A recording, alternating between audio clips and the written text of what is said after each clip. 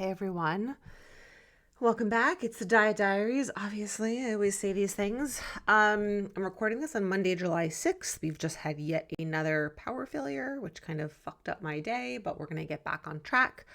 And today's episode, I'm going to talk about the scale. So you guys voted on this. I gave you two options last week on Instagram stories, talking about kind of my new relationship and how I've been running quite a bit, or talking about the scale. Obviously, I'm going to do both. You know that. I'm doing the scale first, and I'll do the running episode for next week. So everyone's going to get everything that they want to hear, just maybe not in the order that you wanted it. But so I've done episodes on the scale before, but it has been a while. And even if I have done one, we need to hear things like so many times before they sink in. And we also need to not just be listening, we need to be doing, right? We need to have some actual skills to take away, to be practicing, because just hearing things doesn't change our behavior. Just reading something, just watching someone do something or say something is not enough to change our behavior.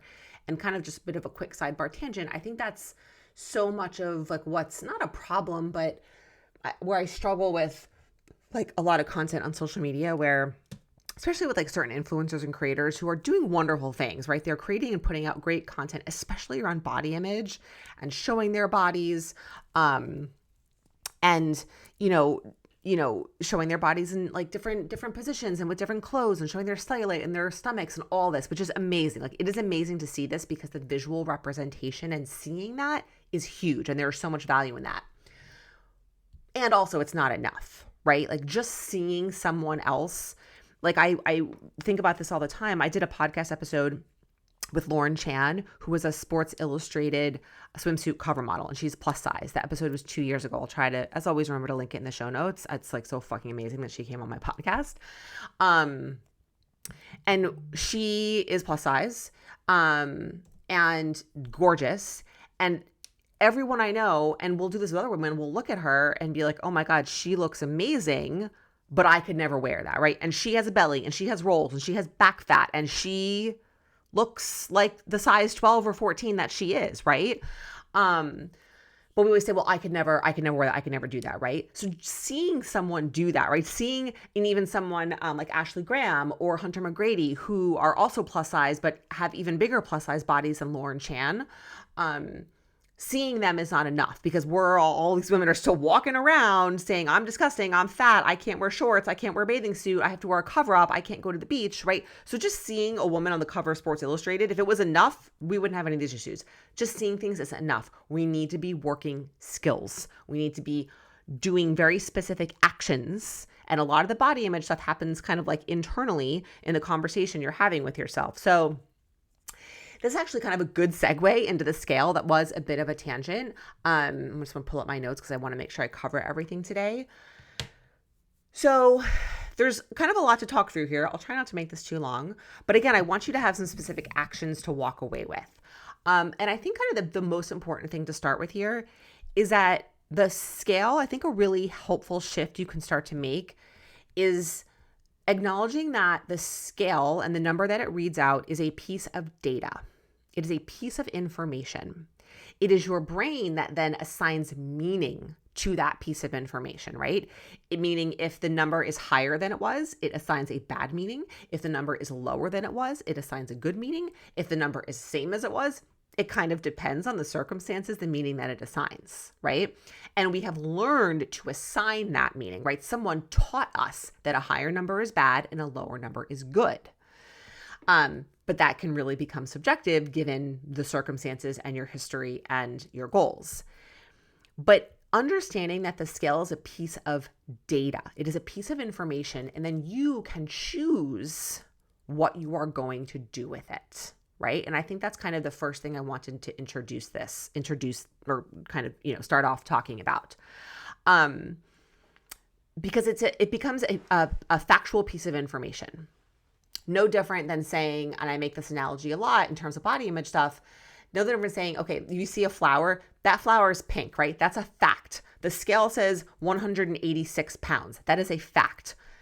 That pink flower is gorgeous. I love it. That's an opinion. The scale says 186 pounds. Oh my God, that's fucking terrible.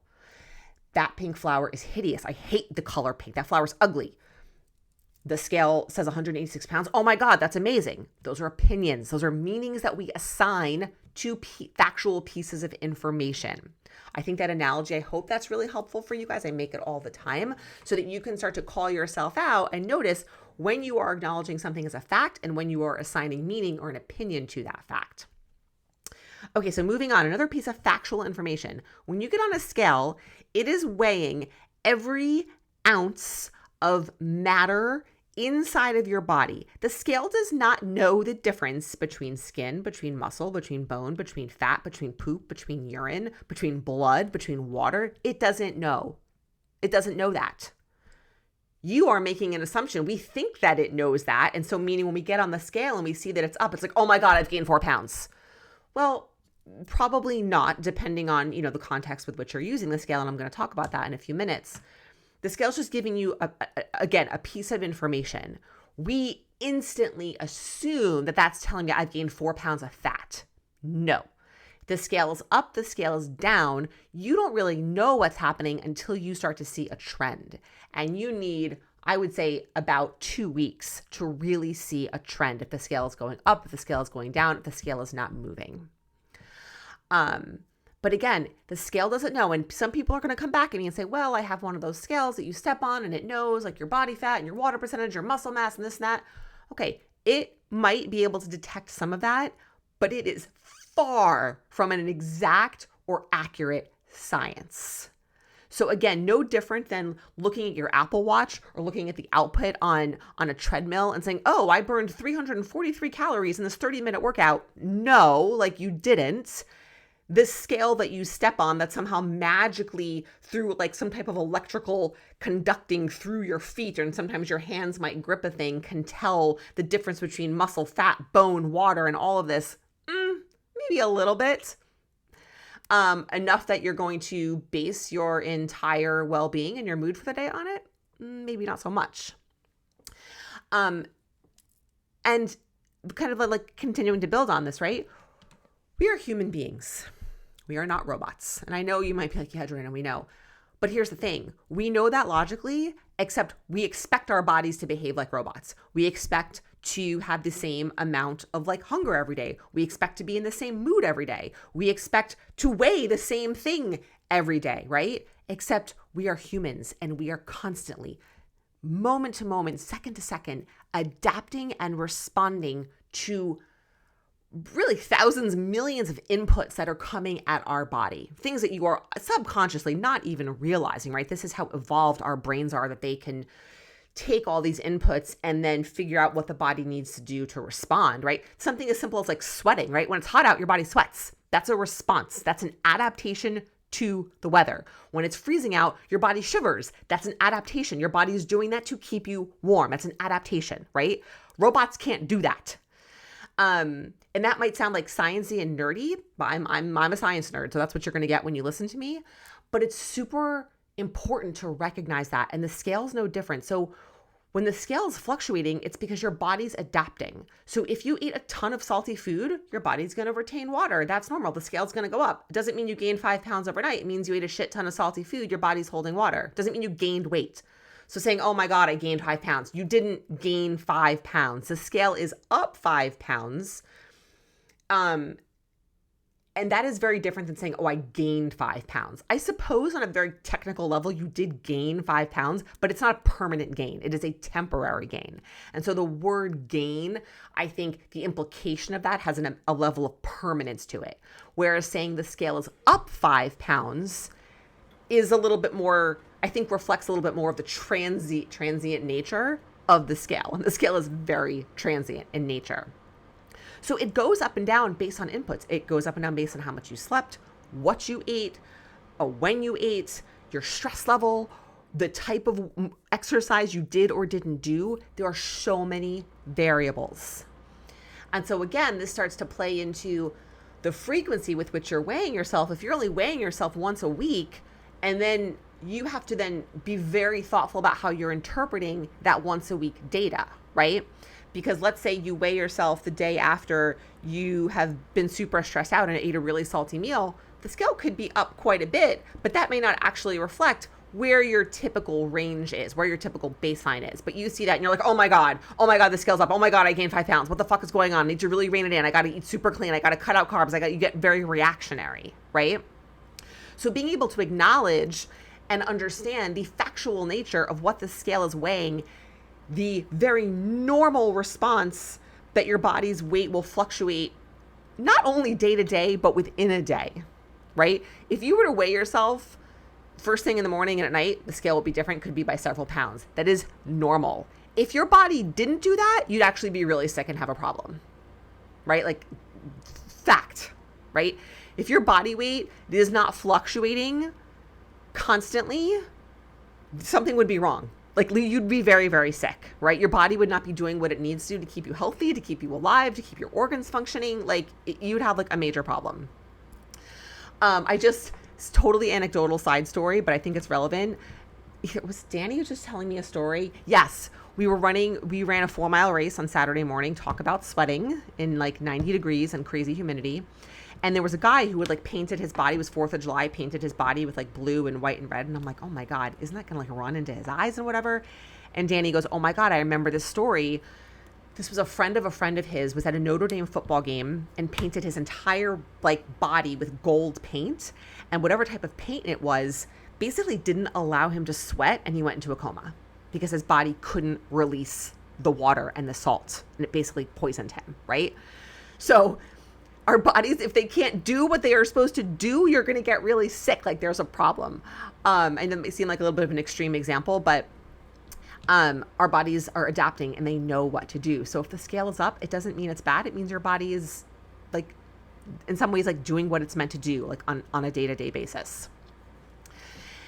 And then I think kind of, again, segueing into the next point of this is that your weight, you're kind of like where you are, like your maintenance is, or even, yeah, I'm gonna say like your maintenance weight is a range. What you weigh is a range. It is not one number. You do not weigh 170 pounds. You do not weigh 122 pounds. You weigh usually within a 3 to 5 pound range.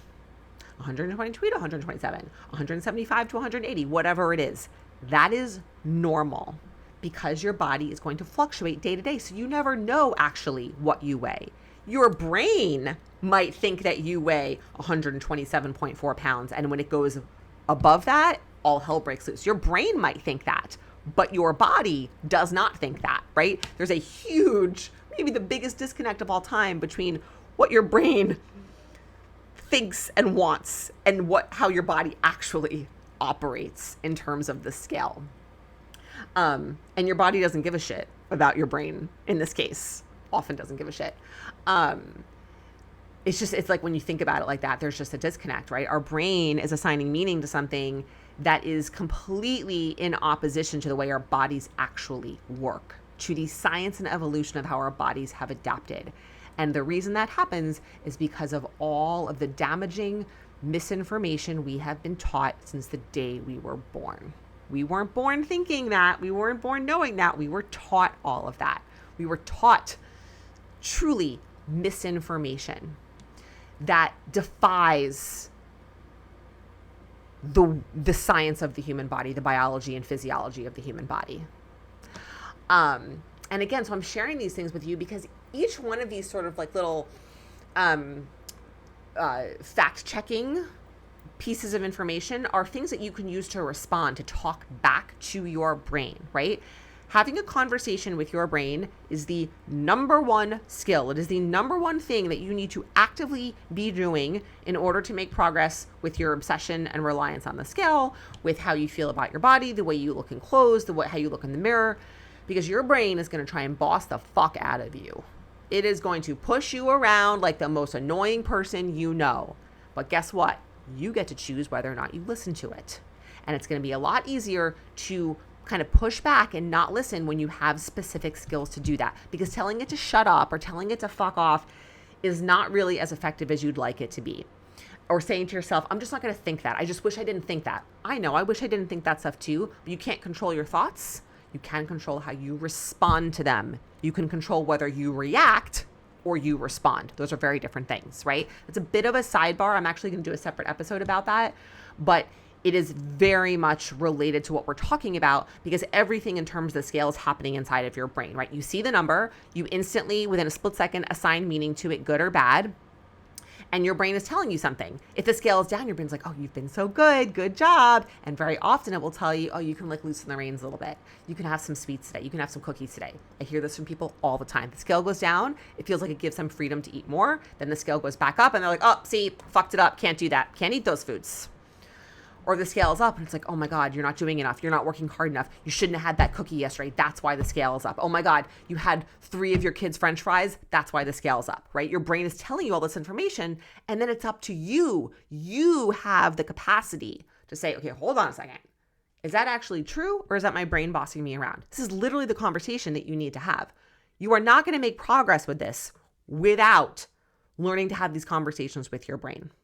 And you might think this is woo-woo and weird, but no, this is actually like cognitive behavioral science, right? This is how slowly changing your thoughts works, is questioning your thoughts, responding to them, having a conversation with yourself to understand, where's that coming from? Well, is that true? What is the evidence for that? And I'm sharing with you within this episode, like some very specific things that you can use to respond back to those bossy, mean, asshole like thoughts that your brain is telling you. So I'm looking at my list here. I think in terms of how we are using the scale, right? Some of you probably never weigh yourself. Some of you weigh yourself every day. And I do want to kind of quickly address that, because there's different reasons for that. And scale obsession can show up in weighing yourself every day. Scale obsession can also show up as being terrified to weigh yourself. It's just like a different way in. Right? You want to be able to get on the scale, see the number, and be able to handle it either way, whether that's every day or once a year at the doctor's office. Avoiding the scale is just another version of being obsessed with the scale, right? If you don't know how to deal with it, you're going to avoid something. So it is like a form. I know it might not feel like obsession. It's obsession in the form of avoidance. It means that you don't have the capacity or the tolerance to deal with whatever that number is going to say. So you just avoid dealing with it, which is also a problem, right? That's taking up space in your brain. But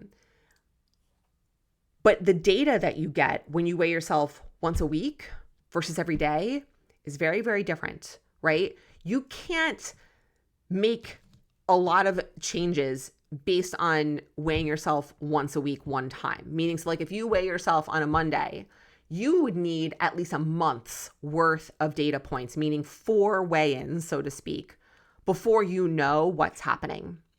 Whereas if you weigh yourself every day, you need 10 days to 2 weeks to start to see a trend. I'm not suggesting one of these is right and one of these is wrong. I'm simply walking through how you need to use the data. You cannot use the data in the same way if you weigh yourself once a week as if you weigh yourself every day. You can't do that. You are going to fuck yourself up. And I know a lot of you are probably doing that. And that's why I want to talk this through. More data gives you more insight into trends. Less data gives you less insight, and it's going to take a lot longer, right? So more data gives you more insight faster. Less data gives you less insight, and it takes a lot longer. Like, let's say, think about this. Like if you think about like clinical research, which I'm certainly not even, no type of expert on, but if you do a research study with 10 people versus a research study with 1,000 people, you're going to have a lot more data. You're going to be able to see a lot more trends and insights from the data of 1,000 people versus the data from 10 people. And you, as a human, are probably going to feel a lot more comfortable going with or using the data from 1,000 people versus the data from 10 people. Just like, oh, only 10 people? I mean, I don't really know. Did that work? Did that not work? Like, it seems like there's a lot of variables there, right? Weighing yourself once a week or once a month and then reacting to that is using that 10-person data, right? I'm not saying you have to weigh yourself every day. That's not at all what I'm saying. What I'm saying is if you're weighing yourself once a week or once every 2 weeks or once a month, and then you are using that data to inform what you're doing and you're reacting to it, that's where the problem lies. Not in the frequency of the weighing and how you are responding and how you're using that. Whereas if you weigh yourself every day, you have more data.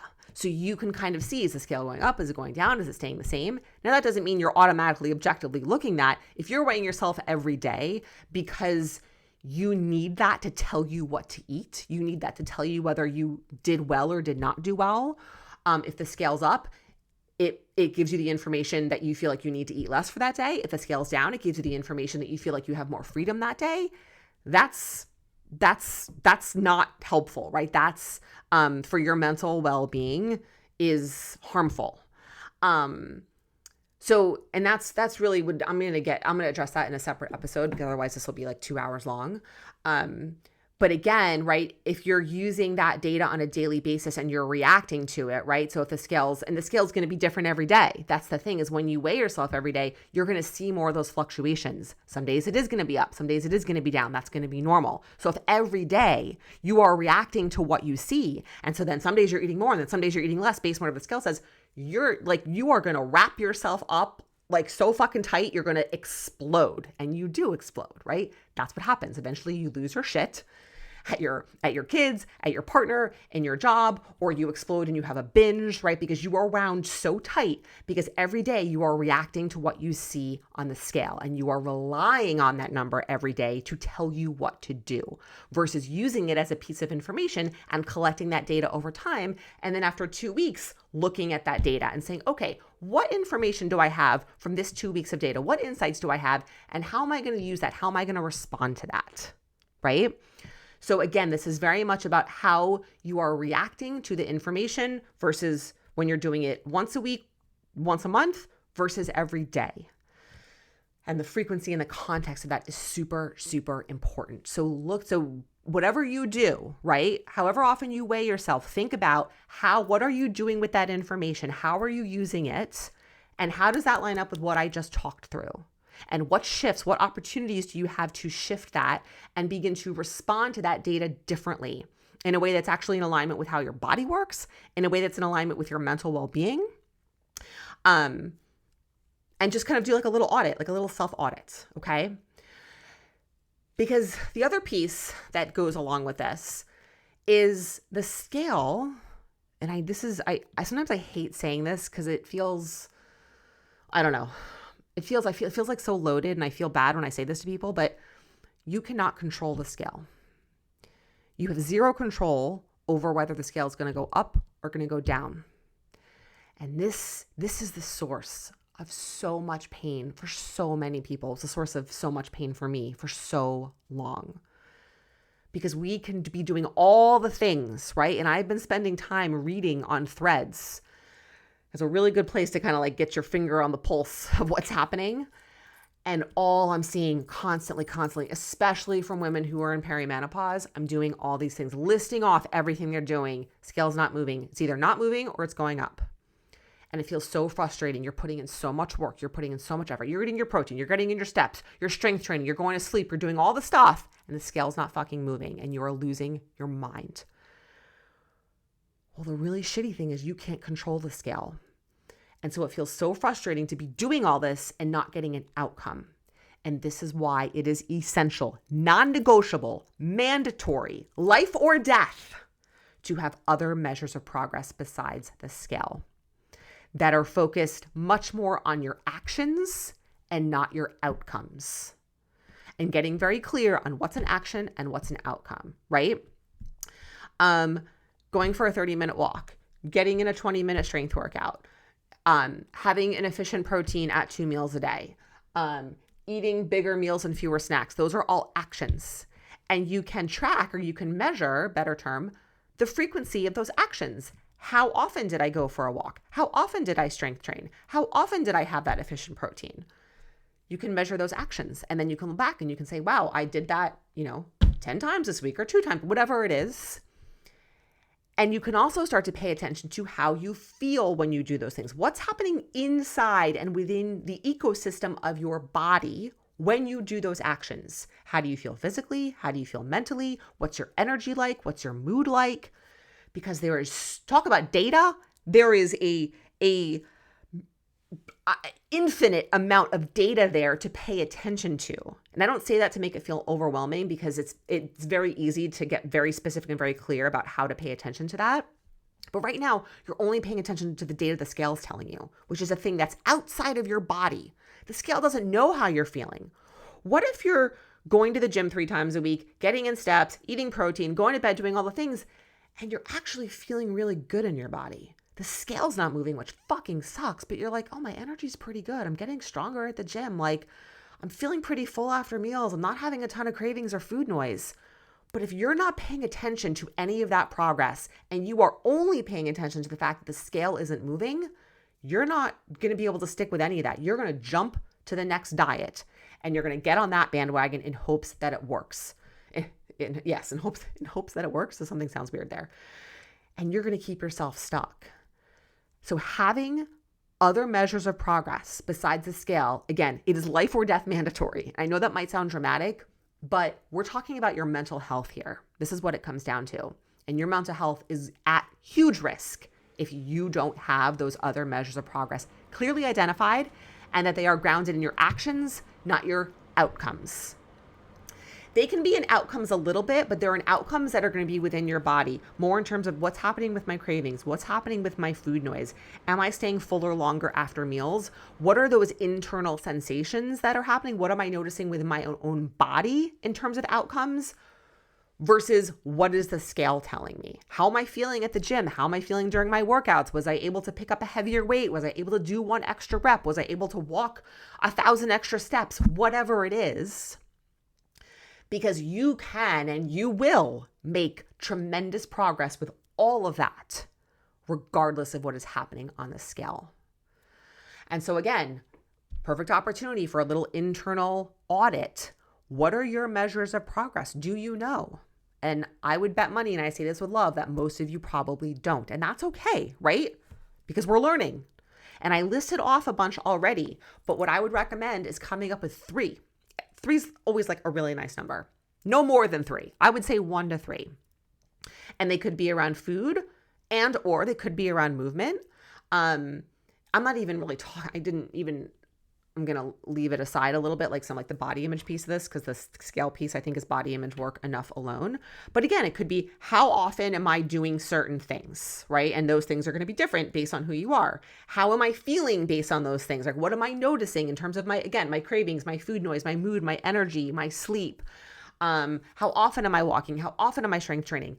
Those are your measures of progress, right? If you are saying, I'm going to strength train twice a week for 20 minutes, cool. Over a period of a month, how often did you do that? How often did you follow through on that? What are you noticing in your body? How do you feel during your workouts? Those are all measures of progress. And if you're not sure how to figure out your measures of progress, guess what? That's what we do in coaching.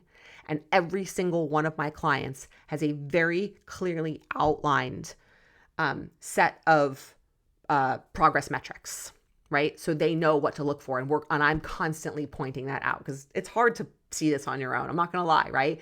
This is one of the most important roles in my job as a coach is to be looking at your progress metrics and to pointing them out to you and showing you like where they're showing up.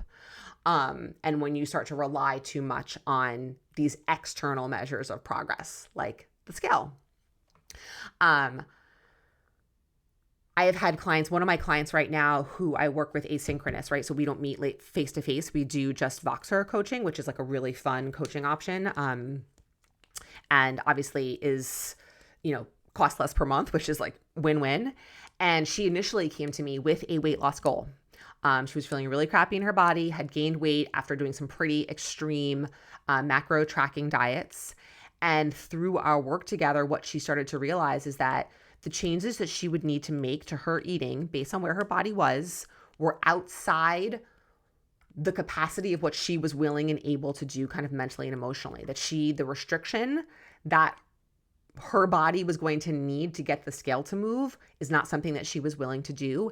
And she was making so much progress in the gym and feeling so great in her body and getting stronger. And she was able to start recognizing that. And she was able to start seeing the relationship between what she was eating and how she was feeling in her body versus what she was eating on the scale.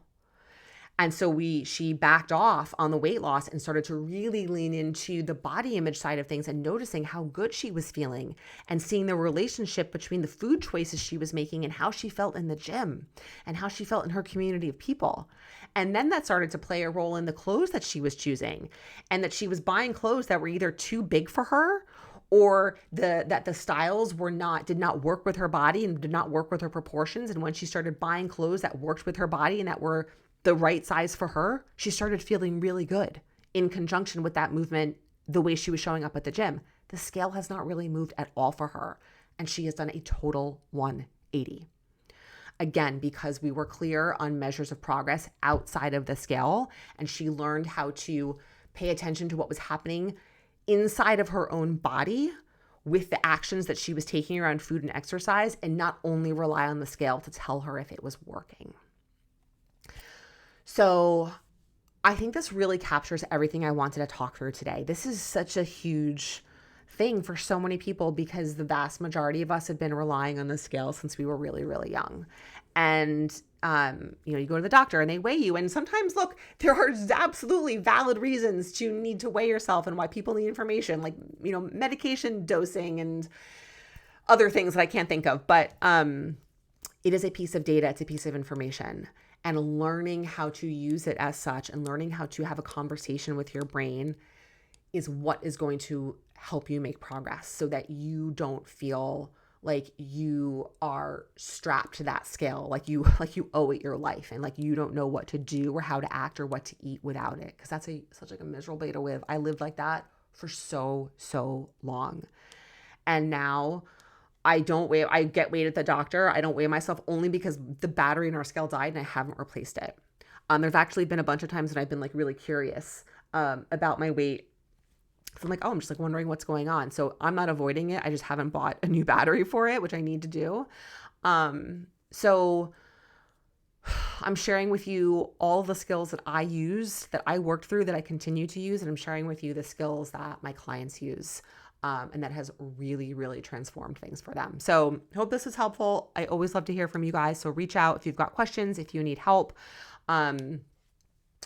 And I will be back next week with the other episode, which is going to be all about my relationship with running and how that has changed over the last 20 years.